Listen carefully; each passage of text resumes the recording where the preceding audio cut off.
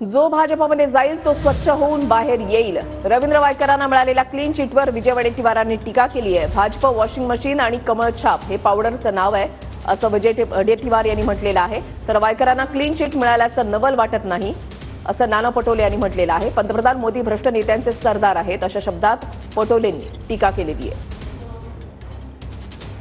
जो भाजपमध्ये जाईल तो स्वच्छ होऊन बाहेर येईल हा नाराज आहे. त्यांची वॉशिंग मशीन एवढी आहे, वॉशिंग मशीन भाजपाची आहे, कमल हा पावडर आहे, त्यामुळं कमल छाप पावडर टाकला आणि मशीनमध्ये घातलं भाजप मशीनमध्ये की तो माणूस धुवून स्वच्छ होऊन बाहेर निघतो. हे आत्तापर्यंतचा अनुभव आहे, त्यात काही फार नवीन आहे असं नाही. म्हणजे आरोप करायचे आणि सोबत घ्यायचं आणि सोबत घेऊन त्यांची सगळी प्रकरणं संपवून टाकायची.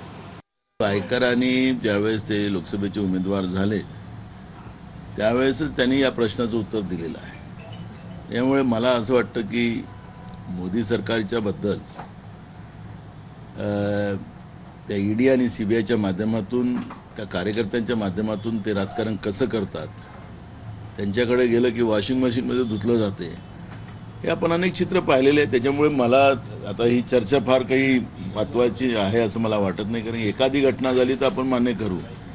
भ्रष्ट लोकांचा सरदार आज देशामध्ये कोण असेल तर नरेंद्र मोदी आहे. हे आता देशातल्या लोकांना कळलेलं आहे.